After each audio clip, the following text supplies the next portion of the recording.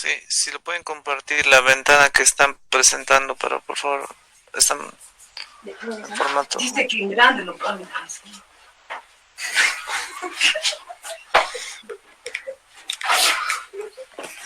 Ya lo mismo, la misma recomendación de los, eso, correcto, muy bien. Ya, pueden empezar, activen su cámara el que va a exponer, gracias. Ahora, ¿cómo se llama?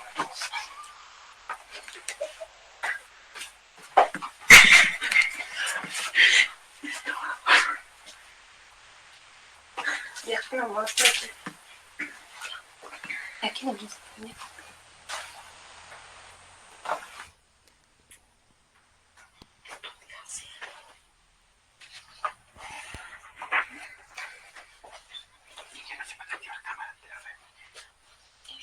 Inge, disculpe, ¿ya se puede ver?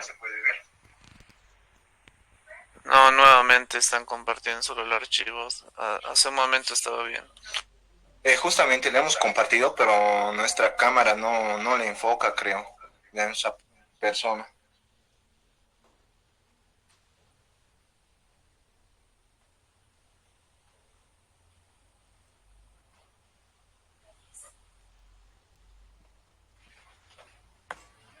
Como puede ver, está activado la cámara y el audio, pero si no me equivoco, creo que no aparece para usted.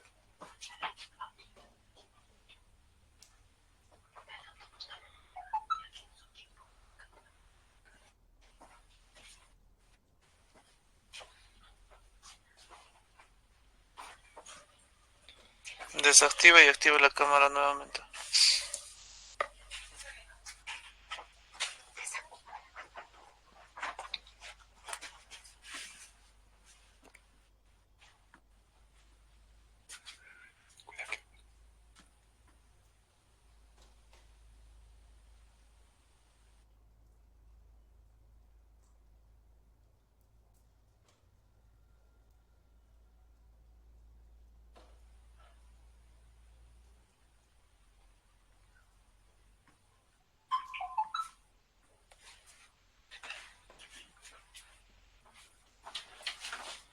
¿Ya se puede ver, Inge? No veo ni su cámara, no veo ni su presentación. Su presentación está en archivo, no está en presentación.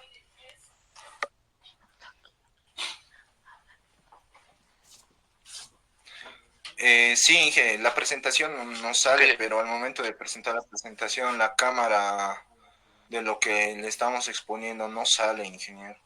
Ya, ni modo, ni modo, ni modo. Vamos a considerarlo así. Empiecen nomás. Por favor, ingeniero, como usted ha podido ver, no lo hemos tratado de activar tampoco y nada. Empezamos, ¿no? Empiecen. Ya.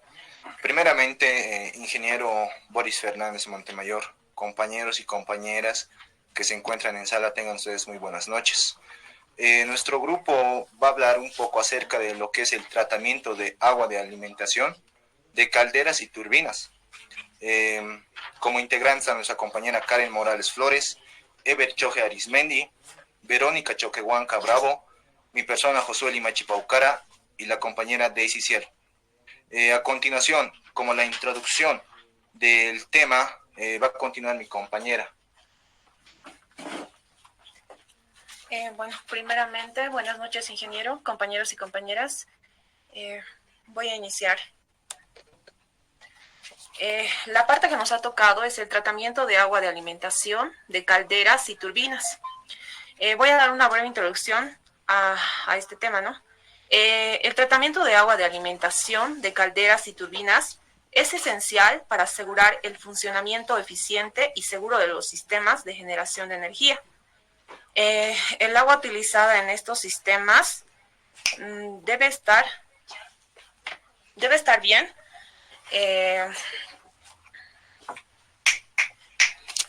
Ya. El agua utilizada en estos sistemas debe estar libre de impurezas que pueden afectar la operación, como incrustaciones, corrosión, formación de formación de espuma.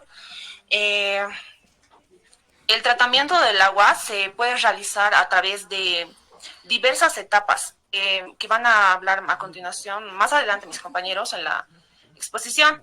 Estos serían la filtración, el ablandamiento, deshidratación, el tratamiento químico, entre otros.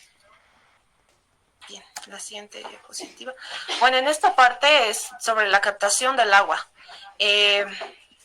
La captación del agua es un proceso crucial en las plantas industriales y de la energía. Que el agua es utilizada para generar vapor que impulsa las turbinas y otros equipos. Cuando nosotros, bueno, en cuanto al proceso, ¿no? Nos dice que se utiliza una estructura de captación, como podemos ver en la imagen, ¿no? La captación del agua es el primer paso y consiste en que podamos extraer el agua de fuentes naturales, como por ejemplo los ríos, los embalses, los lagos o acuíferos subterráneos. Dependiendo esto de la ubicación y las necesidades de las plantas, según sea la fuente, ¿no?, más adecuada. La siguiente. Bueno, en esta parte tenemos lo que es en esta parte tenemos lo que es el tratamiento primario y eliminación de sólidos y segmentos, ¿no? Bueno, el tratamiento primario de aguas residuales tiene como objetivo eliminar lo que son los sólidos y sedimentos presentes en el agua antes de que el tratamiento pueda avanzar más, ¿no? Este proceso incluye varias etapas, como lo vamos a ver a continuación. Tenemos lo que es la filtración gruesa, la sedimentación, la floculación y coagulación y la filtración fina. Por ejemplo, en la filtración gruesa nos dice que es la primera etapa donde se utilizan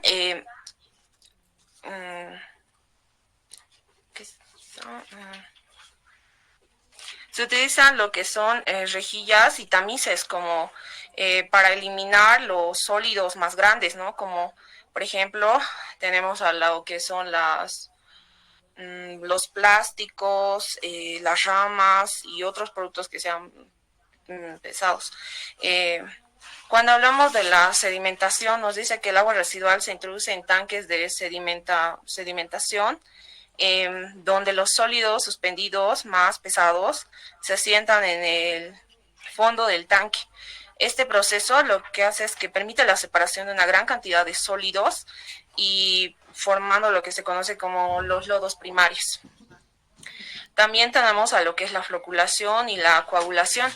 En este caso se añaden productos químicos coagulantes como el sulfato de aluminio y el cloruro férrico. Estas reacciones es para que son partículas finas por el agua que formando, ¿no?, los aglomerados más grandes llamados los coágulos. En la floculación se añaden floculantes que ayudan a agrupar estos los flóculos más grandes y pesados que pueden sedimentarse más fácilmente. Y finalmente tenemos a lo que es la filtración fina, lo cual nos dice que después de hacer la sedimentación y la floculación, el agua pasa por filtros más finos que eliminan las partículas restantes, como ser pues las arenas, las gravas o lo que son el carbón activado. Estos filtros tienen poros más pequeños que permiten atrapar las partículas finas, como incluidos los flóculos que no sedimentan completamente. Gracias. Ahora va a continuar mi compañero. Perdón, una pregunta. ¿Cuál es la diferencia entre floculación y coagulación? ¿Quién era? Karen expusiste, ¿no? ¿Quién era? Sí, Inge. Karen.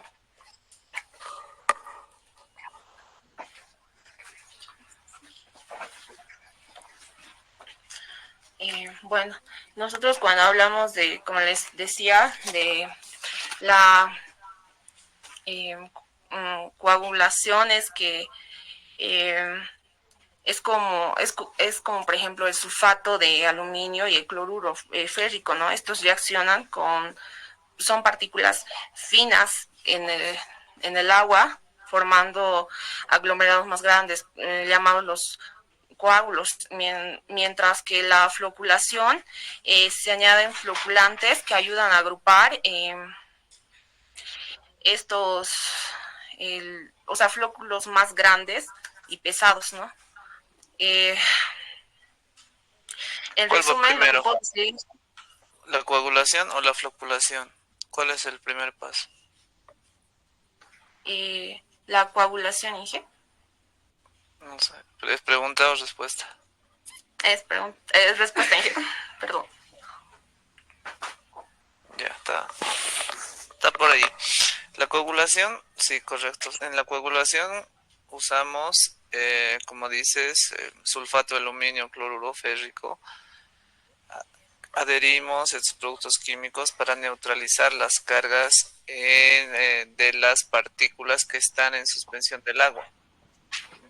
Una vez que se neutralizan estas cargas, se, se van estabilizando en pequeños grupos y al final los flóculos son la unión de estos pequeños grupos, se unen, entonces se genera un flóculo y después de generarse el flóculo decanta la parte de abajo, ¿no? Donde se van removiendo los sólidos. ¿Qué tipo de sólidos? ¿Disueltos o suspendidos? Suspendidos, Inge. Suspendidos, muy bien, ya, eso es todo.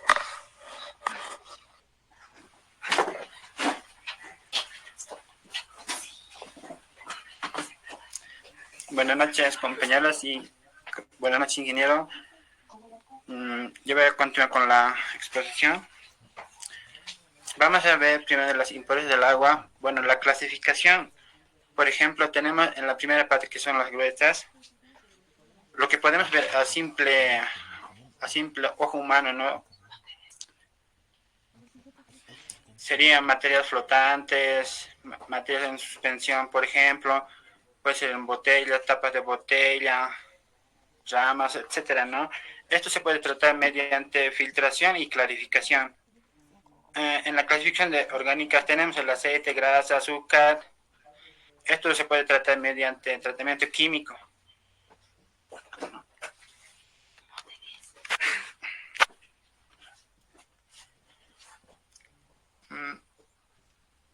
Otra de las...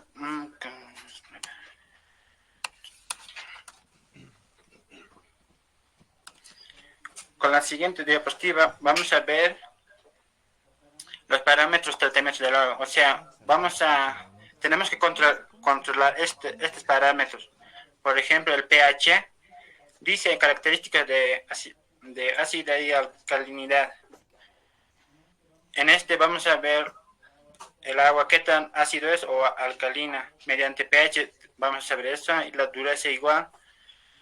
La dureza es la cantidad de iones de calcio y de magnesio. También vamos a ver oxígeno, hierro, cobre, dióxido de carbono, aceite, fosfato, sólidos disueltos, sólidos de suspensión y alcalinidad. Todo este parámetro tenemos que controlar, o sea, tratar el agua. Por ejemplo, aquí tenemos un tratamiento que dice la eliminación de impurezas disueltas. Por ejemplo, hay un método que es ablandamiento. Este ablandamiento es un proceso de tratamiento de agua. Por ejemplo, tenemos intercambio de iónicos. En esta parte se eliminan las impurezas disueltas, ¿no? Por ejemplo, vemos en la imagen.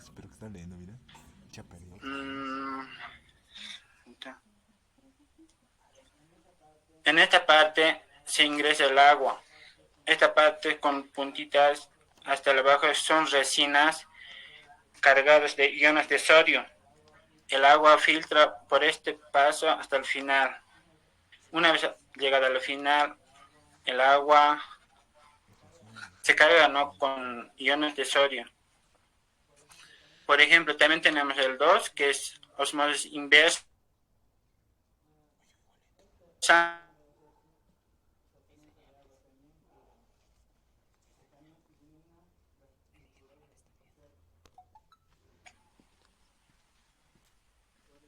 Por el membrana, por el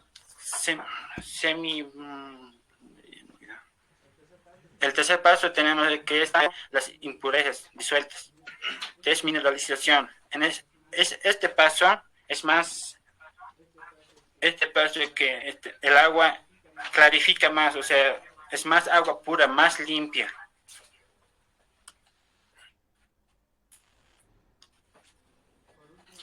Por último tenemos la desaceleración, eliminar oxígeno y dióxido de carbono. En esta parte, para eliminar el oxígeno y dióxido de carbono, se añade el sulfito de sodio y hidracina. ¿Para qué? Para eliminar el oxígeno. También se puede añadir el fosfato y aminas.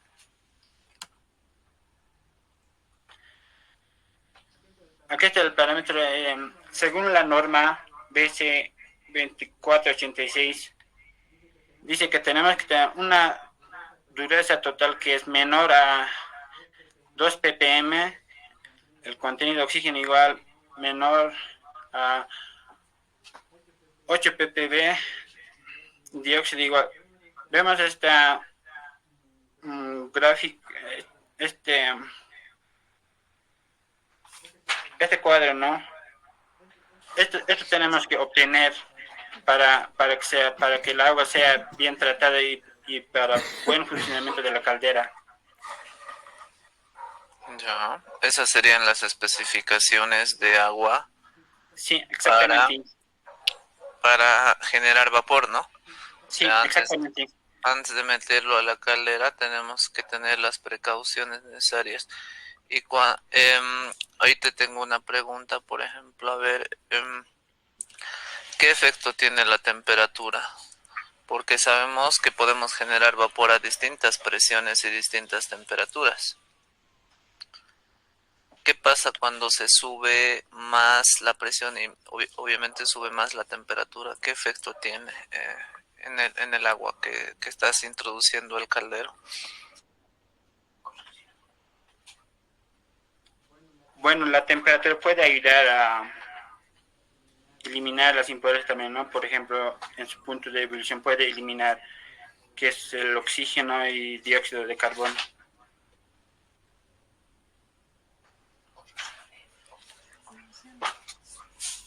¿Qué dicen? A ver, ¿ustedes creen que cuando necesitamos vapor de mayor temperatura y de mayor presión, el agua puede ser de menor calidad o tiene que ser de mayor calidad? ¿Qué opinan? Perdón, dije la pregunta. Ustedes saben que se puede generar vapor a distintas temperaturas y distintas presiones. ¿En eso estamos de acuerdo? Sí. Ya, por ejemplo, en el alto, ¿a qué presión y temperatura se genera el vapor?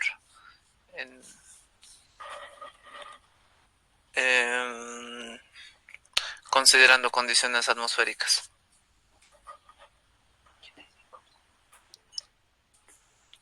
Ingresa a 88 grados centígrados.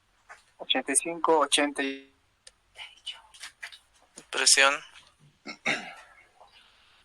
A 495 milímetros de mercurio en La Paz. Ya. Entonces, si yo subo la presión, voy a necesariamente igual subir la temperatura de generación, ¿no? Entonces, algunos procesos me requieren generar vapor a mayor presión y mayor temperatura, ¿no? En equipos ya presurizados, cerrados. en ese sentido, ¿cómo tiene que ser la calidad de agua? ¿Mejor o puede ser igual o es una misma calidad para todas las presiones y para todas las temperaturas? Bueno, Inge, dependiendo de la caldera también.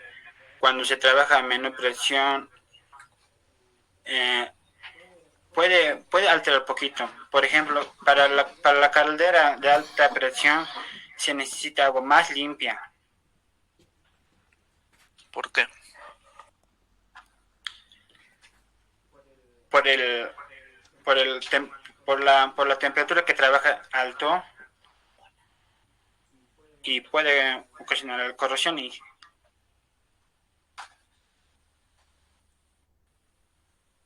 Ya, más o menos. A mayor temperatura, la solubilidad de los compuestos o contaminantes que pueda tener la- el agua disminuye. Entonces, ¿qué pasa si disminuye la solubilidad? Es decir, todos los contaminantes que están solubles en el agua, que están inmersos en el agua, que se pueden generar, se pueden ir con las purgas o se pueden ir con el vapor, disminuye, ¿no? Entonces, si le subes más la temperatura, la solubilidad disminuye. En ese caso, todos los compuestos o contaminantes se desprenden del agua. ¿Y dónde se quedan? En el caldero. Entonces, en el caldero generan incrustaciones o costras, ¿no? Alguna vez hayan visto unas costras blancas, incluso en los calderos domésticos, en calderas domésticas, que se van incrustando. Entonces, eso ocurre mucho más cuando subes la temperatura. Entonces, por ende, cuando necesitas generar vapor de mayor presión y mayor temperatura, necesitas tener una mucha mejor calidad de agua. ¿Ya? Adelante, por favor.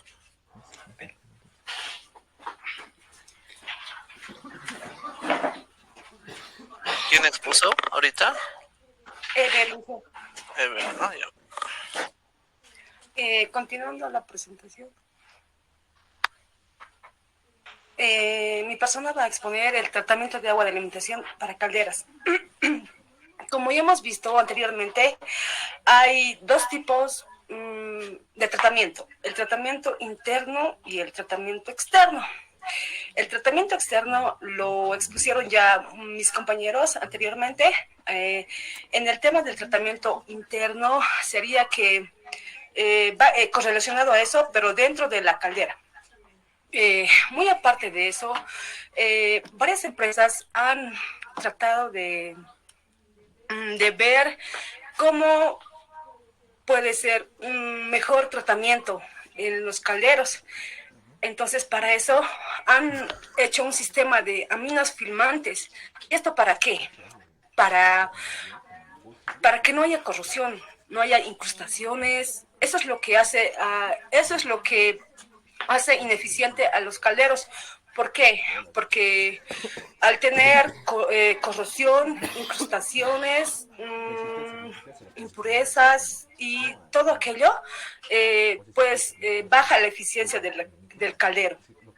Entonces, hay algunas empresas que han puesto un sistema como las aminas filmantes, que es un químico orgánico.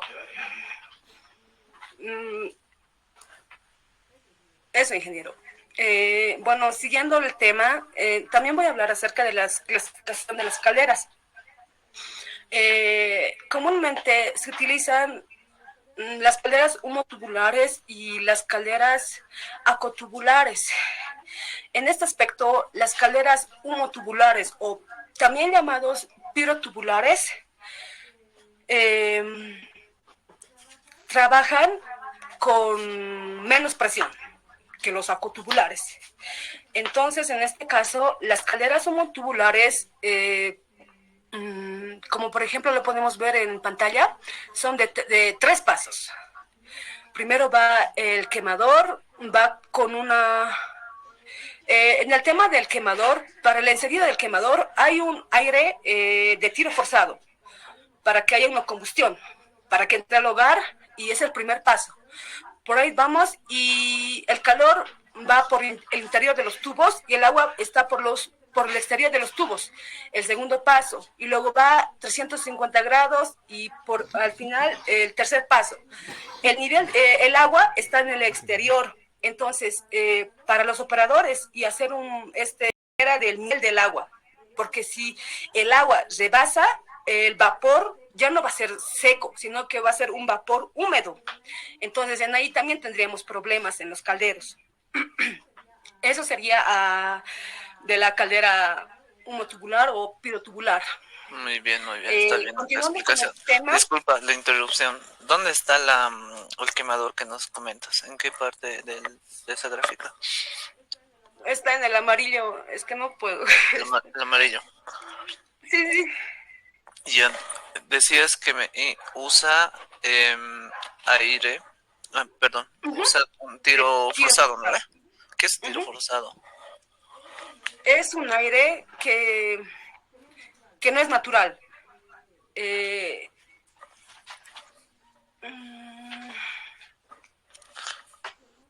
no es natural y que realiza, no dije, solo que realiza para el sistema de combustión.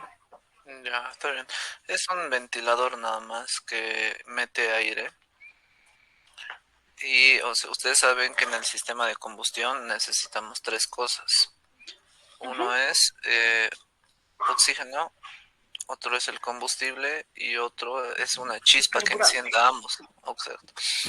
Entonces, para meter el oxígeno, o sea, aire básicamente, necesitamos usar un ventilador, ¿no?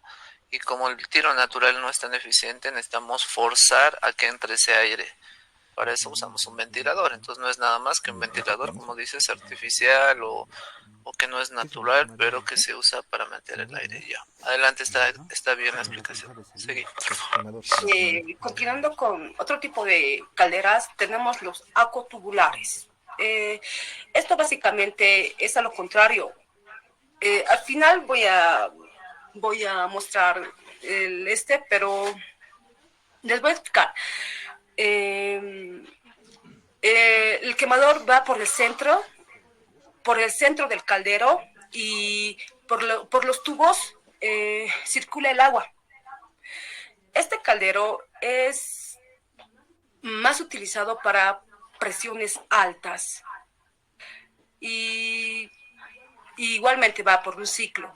El vapor seco y luego circula y luego entra por el ingreso del caldero. Eso es todo en cuanto a mí. Va a continuar mi compañero. ¿Tu nombre completo es? Verónica Chiquehuanca Bravo. No, nos debes el dibujo de los acotubulares. Sí, ingeniero.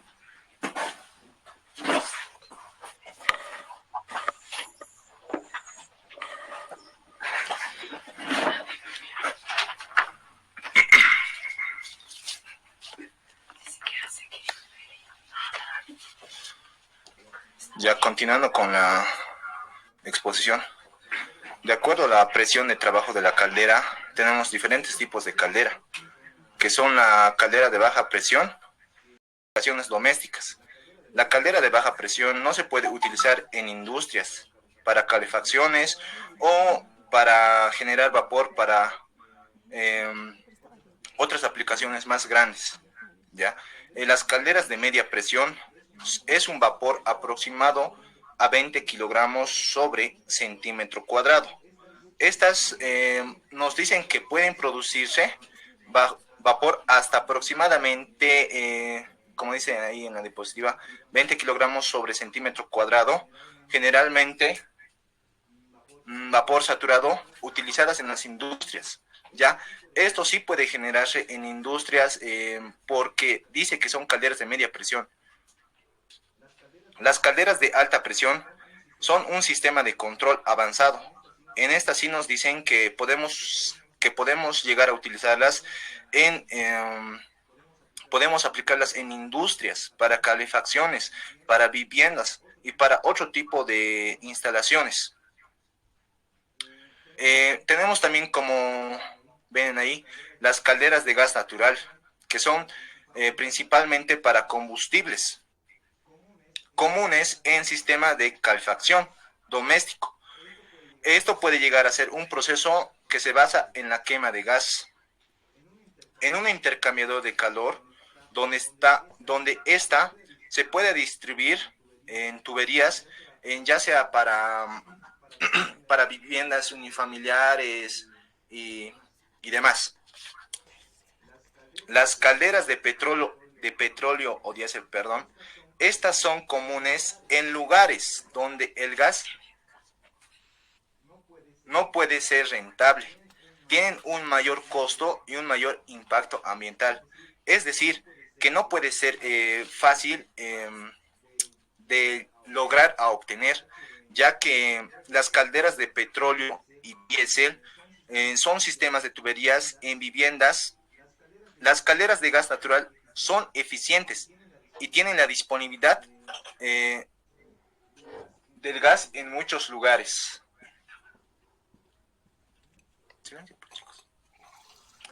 La caldera de biomasa, ¿ya? La caldera de biomasa, sistema de calefacción que genera calor y agua caliente, estas nos dicen que pueden llegar a generar mediante materias orgánicas. Esto en un ejemplo que estaba también viendo hoy, es una calefacción, es una caldera que puede ser vertical y también puede ser horizontal, mediante materias orgánicas que pueden ser como las astillas, por ejemplo, de la madera,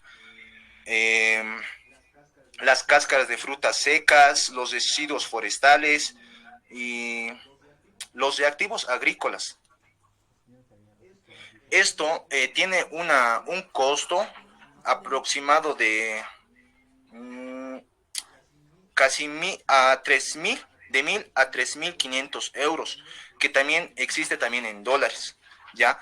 Las calderas eléctricas requieren de una potencia, que ahí como nos dice, que generan de vapor con calentamiento eléctrico. Ya estas no necesariamente podemos hacer por materias orgánicas, sino que podemos llegarlas a instalar, pero las calderas eléctricas para lugares industriales no pueden ser tan sustentables, porque para digamos, una vivienda unifamiliar que es un edificio grande, no podemos llegar a perdón, no podemos llegar a abastecer. Ya, las calderas nucleares se basan en recibir calor del núcleo de un reactor. El caldero nuclear recibe calor del núcleo, ¿ya? Para producir vapor. Produce la energía térmica necesaria para la generación de energía eléctrica mediante la fusión nuclear. ¿Qué es la fusión nuclear? Nos dice que mediante un empujón de neutrones se puede dividir en dos átomos, que eso hace la liberación de una cantidad de calor, ¿ya? Estas tienen las ventajas de bajas emisiones de dióxido de carbono y una eficiencia de abastecimiento. Las desventajas pueden ser los residuos radiactivos, el riesgo de seguridad, los costos de construcción. Por ejemplo, en el riesgo de seguridad, tenemos un riesgo de que podemos llegar a obtener, digamos, enfermedades, ya obteniendo, digamos, inhalando residuos que no puedan ser beneficiosos para nosotros, ¿ya?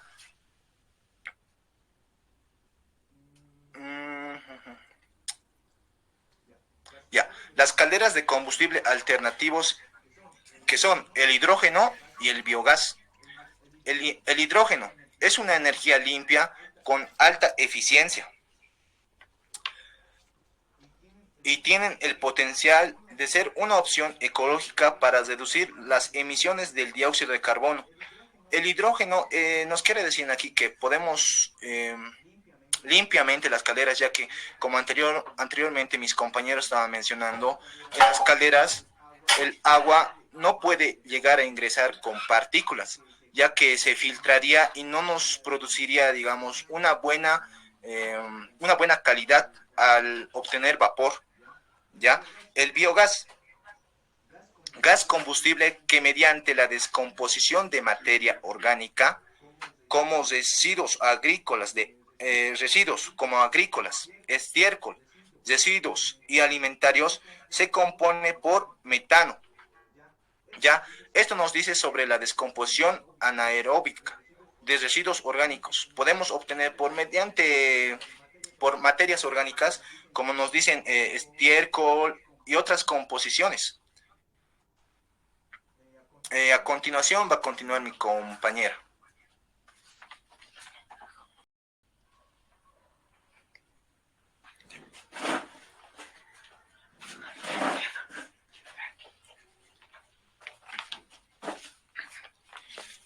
Buenas noches, ingeniero. Buenas noches, compañeros. Yo voy a explicar lo que son turbinas. Las turbinas de vapor son el caballo de batalla en una planta de energía. El uso principal del vapor es la fuerza motriz en la industria. En la planta industrial, la razón principal para generar vapor es para los éxitos del proceso. El vapor puede pasar por una turbina de alta presión y el vapor de escape se utiliza para los procesos. La tubería es un motor primario por su compacto y su eficiencia. El motor primario se puede usar para el accionamiento de bomba, compresores y otros dispositivos. También puede ser conectados para un generador para suministrar energía eléctrica. El vapor a mayor presión tiene una temperatura más alta que contiene más energía. Una turbina de vapor del flujo de trabajo que contiene energía potencial. La energía potencial del flujo de trabajo se puede convertir en el trabajo mecánico a través de una tobera. El agua las turbinas contienen varias etapas de combinación con el impulso y las de acción. El problema de vapor en las turbinas que mayormente puede existir es que puede contener gotitas de agua que puede provocar las pérdidas de fricción y exhaustón y otras propiedades más. Los tipos de turbinas con vapor son las de condensación, utilizadas en plantas de generación de energía. También tenemos las que son las de contrapresión, diseñadas para generar energía eléctrica y térmica. El ciclo combinado combina las turbinas de gas y vapor. Las de extracción y condensación se utilizan para los procesos industriales y de calefacción, y las inyecciones mixtas son combinadas características las turbinas de acción y desde acción. En la anterior diapositiva también vemos un pequeño gráfico en el cual explica lo que entra el vapor, que pasa por una turbina de alta presión, que luego por de escape pasa por una turbina de presión media, luego pasa por otra turbina de baja presión y ya pasa lo que son a las salidas. Eso sería todo, ingeniero.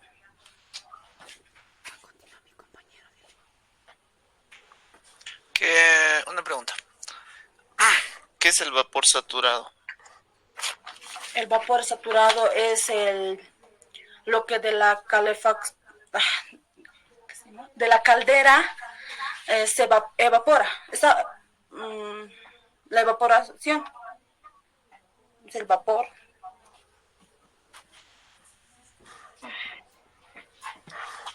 Ya, a ver, al final les explico eso. Tu nombre completo es... Daisy Cielo.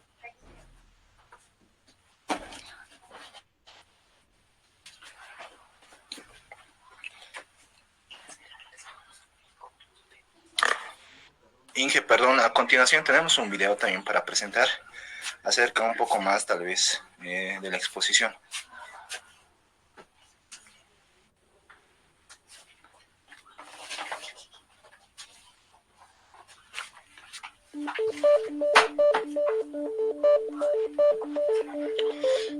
Como podrían ver ahí, tenemos una caldera que nos dice que va a ingresar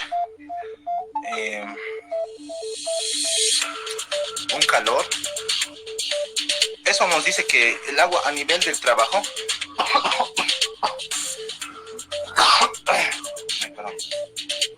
nos dice que el agua refrigera, ¿ya? Iniciando la combustión, retornando de los gases por el exterior del hogar, o sea, es por el exterior de la caldera, ¿ya?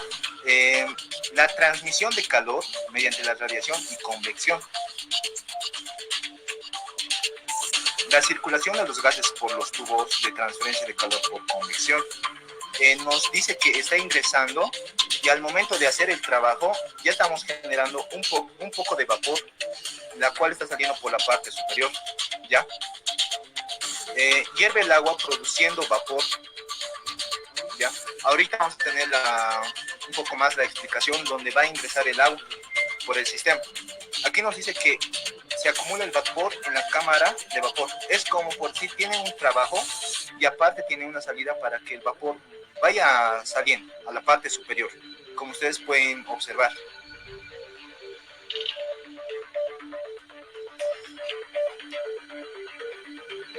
Aquí, el llenado automático del agua de la caldera mantiene estable el nivel. Al salir vapor, estas tienen que ser purgadas para mantener un nivel debajo de 5000.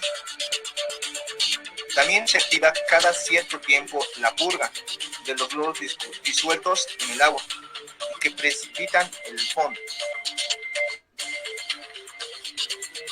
Como más antes le estamos explicando, ingeniero, la agua no puede entrar con partículas, ya que la agua tiene que ser limpia para que ésta pueda trabajar y pueda tener un buen funcionamiento al conectarse para que salga un buen vapor.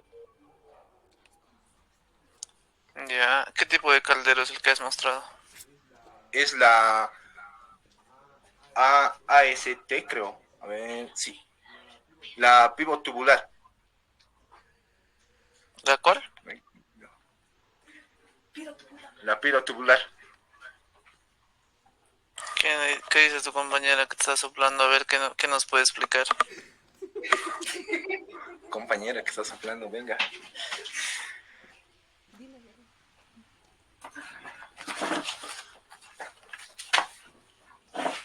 Sí, ingeniero, el video que acabamos de ver es acerca de las calderas humotubulares o pirotubulares. Ya, ¿por qué? Porque el agua va en el exterior y en los tubos va el calor. El calor, el fuego, ¿no? La llama. Ya, muy bien. ¿Qué más? ¿Tienen que decir algo más?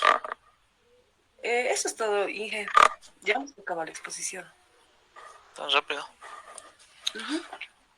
Ya. A ver, se han enfocado más en tratamiento de agua de caldero y lo han dejado un poquito el tema de las turbinas, que es bien importante también, ¿no? El objetivo de las exposiciones justamente era llegar a estos temas para conocer, digamos, cómo se deben tratar las aguas, ¿no? Y estos temas que estamos haciendo, los últimos grupos, son los más importantes. Vamos a habilitar el micrófono para ver si tienen algunas consultas sus compañeros.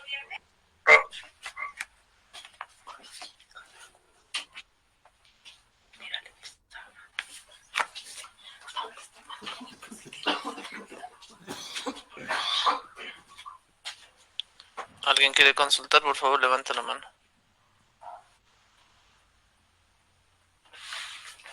Rudy, adelante.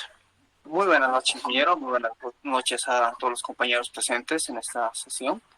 La siguiente pregunta, ingeniero. Quisiera unos puntos recalcables sobre el tratamiento convencional de tratamiento de aguas de calderas, ya que es un sistema tradicional. Quisiera unos 3 puntos, lo que mayormente se utiliza.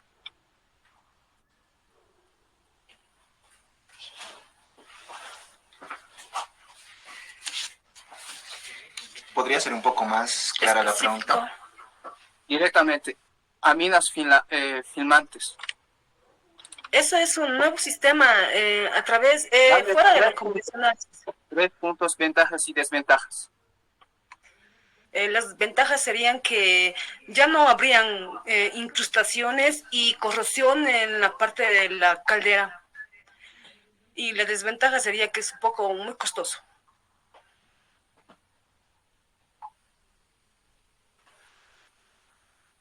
Puedo aumentar la ingeniería en las ventajas y desventajas. Es cierto que es económico, también incide sobre el oxígeno. Claro que no aumenta el STD, minimiza los depósitos y protege el sistema por completo. Es lo que sería una ventaja. Es un producto orgánico, lo que yo tengo entendido. Ya, ¿cuándo se usa esas aminas filmantes, Rudy? ¿Tienes alguna información de eso, ma? Solo leí un pedazo del texto, ingeniero. Ya. ¿Qué dice el grupo? ¿Cuándo se aplican las aminas filmantes?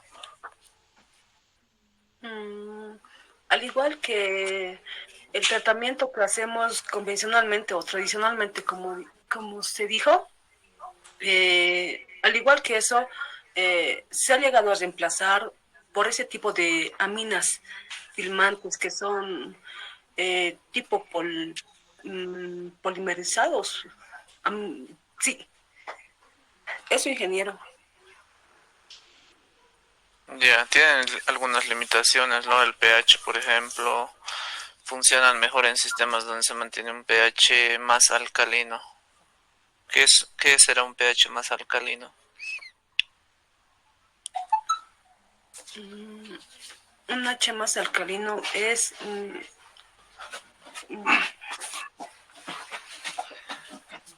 Y que un pH alto alcalino, por ejemplo, puede formar depósitos dentro de la caldera, ¿no?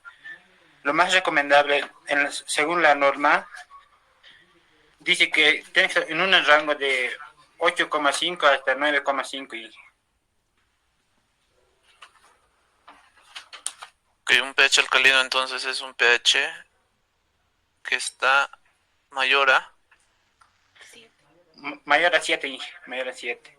Pero lo más recomendable está entre 8,5 a 9,5. Ya, bien, está bien.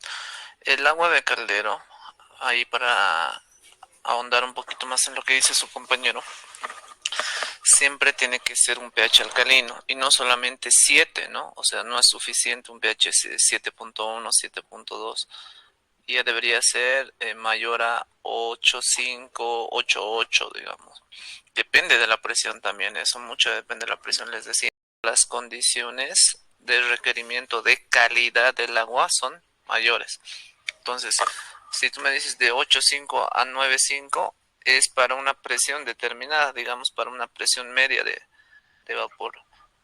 Pero si vamos subiendo la presión aún más, arriba de los 1000 psi, los 1500 psi, ese rango ya no va a ser 8.5, va a ser 8.8 a 9.6. O sea, se va cerrando el rango de control, ¿no? ¿Qué más se controla en las turbinas? César, a ver, con su pregunta, creo que quiere preguntar César, adelante. ¿Cómo está, Inge? Buenas noches y buenas noches, compañeros, los que acaban de exponer. La pregunta era la siguiente: entre las calderas de hidrógeno, ¿es más eficiente que el de gas natural? ¿Y por qué?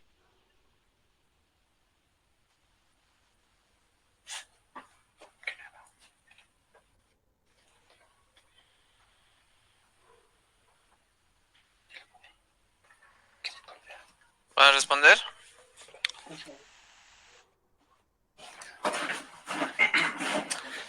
Según tengo entendido, perdón, Inge, las calderas de hidrógeno nos dice que es de una forma más natural que las calderas de gas, ya que las calderas de gas medio que tenemos que tener una composición para el funcionamiento, mientras la de hidrógeno podemos ser de forma natural de una materia orgánica, a lo que le he entendido, Inge, ¿no?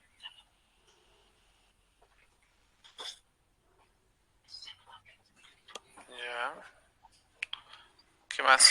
¿Nada más? ¿Quieres complementar algo, César?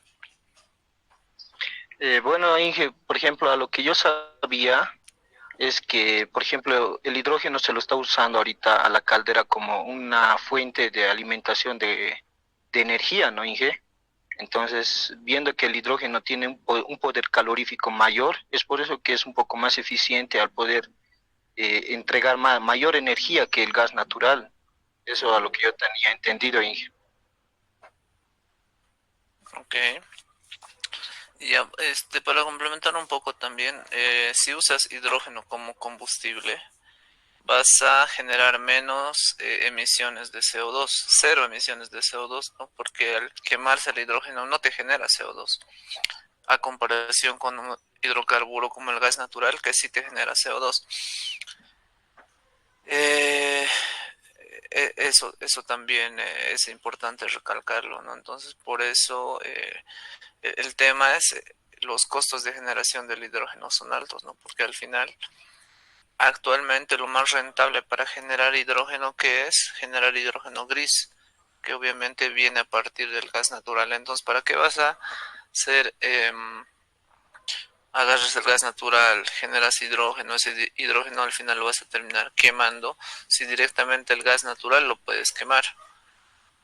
Entonces, ahorita a la fecha, digamos, se está investigando todavía el hidrógeno como combustible, ya hemos hablado del hidrógeno verde y demás, que se podría generar con energías alternativas, que se está generando. Sin embargo, las capacidades de generación todavía son muy bajas, ¿no? ¿Qué más? ¿Quién levantó? A ver, César, adelante, César. Una preguntita más, Inge. Bueno, quería tal vez que me despeje las dudas, ¿no? En el funcionamiento de una caldera eléctrica, qué es lo que pasa en el agua en ahí, o sea, dentro de la caldera? Porque ya que vemos que es eléctrica y no tiene un intercambio de energía mediante, ¿qué se llama? Una fuente de energía, bueno, un fuego. ¿Qué es lo que pasa en ahí con el agua?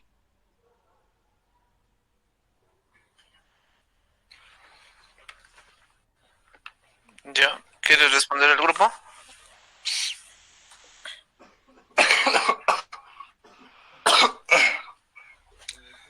Perdón, Inge, ¿no? Respecto a la caldera eléctrica, no hay una llama o un calentador que pueda calentar para para que haya un vapor, pero nos dice que al momento de haber la electricidad puede generar una resistencia que nos puede ayudar a que hierva el agua y generar el vapor.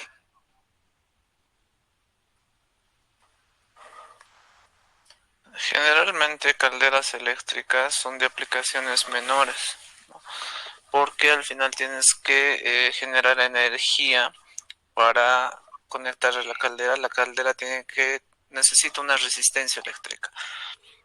Esta resistencia eléctrica generalmente son de materiales resistivos como, no sé, níquel, cromo, etcétera, que convierten la energía eléctrica en calor mediante el efecto Joule, se llama, ¿no? Entonces, este calor se transfiere directamente al agua, haciendo que suba y suba la temperatura hasta que pueda hervir y generar vapor. Ese es el principio de una caldera eléctrica, ¿no?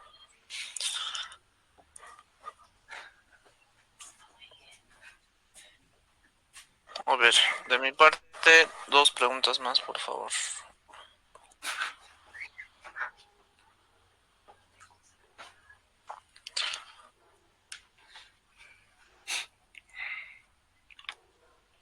¿Cuál es la diferencia entre una turbina de contrapresión y otra de condensación?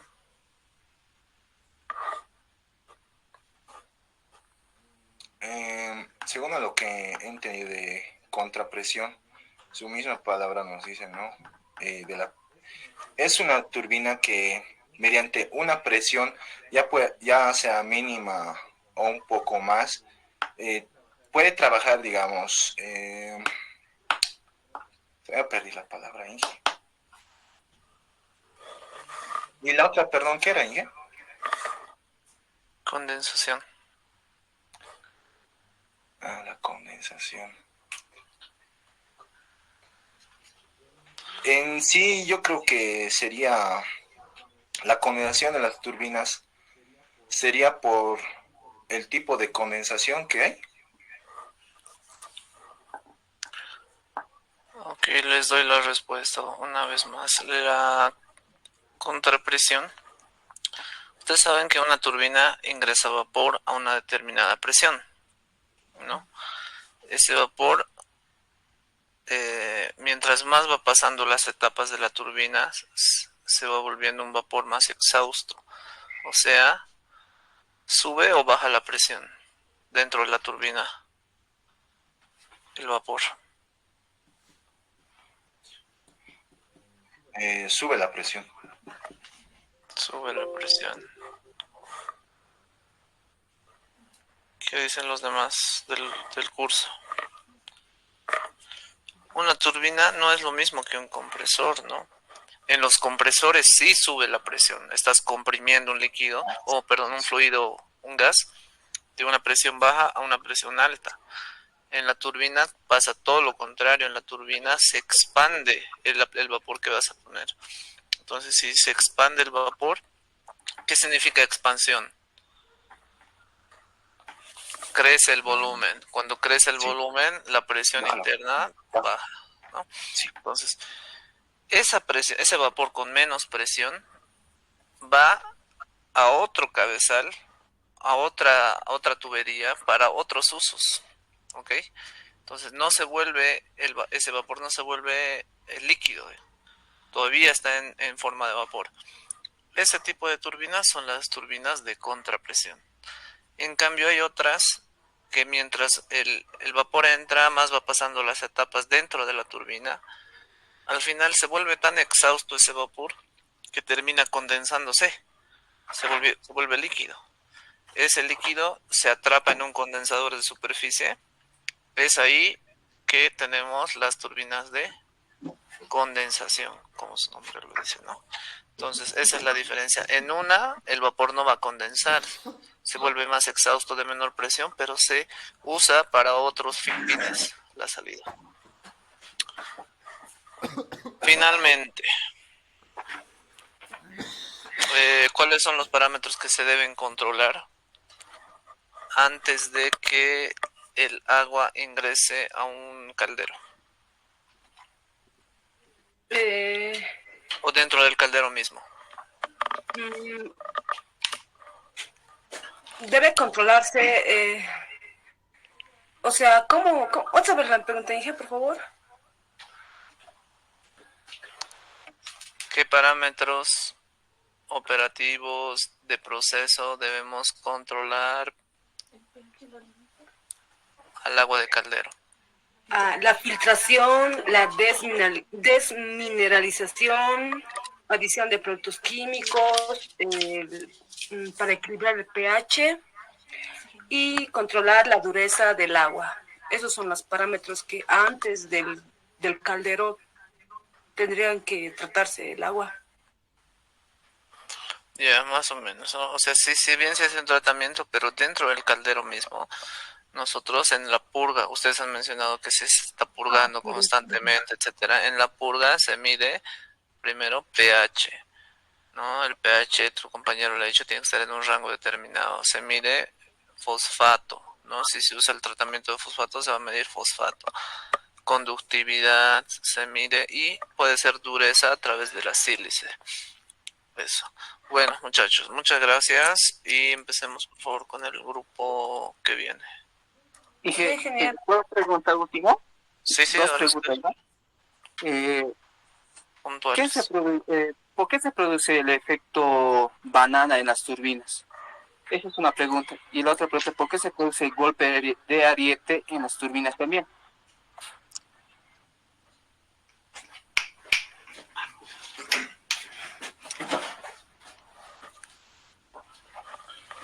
Eh, Perdón, en el golpe de ariete, como aclaración, esto ocasiona, podría ser por la rápida, por un rápido cierre, ya que el golpe de ariete es como, por decir, digamos, va un flujo, pero de repente es cortado. Es el golpe de ariete. Ya, en la turbina sería que directamente lo podemos cortar, pues, o sea, que va yendo y puede ser cortado. Y el efecto banana, Es cuando la diferencia de temperatura, ingeniero, cuando la temperatura... Tu compañero te preguntó eso. El efecto banana es cuando hay una diferencia de temperatura en el calentamiento. ¿Me respondió a tu pregunta, Rudy? ya sí, está bien. ¿Y por qué se hacen las revoluciones menores en las turbinas de vapor? Eh,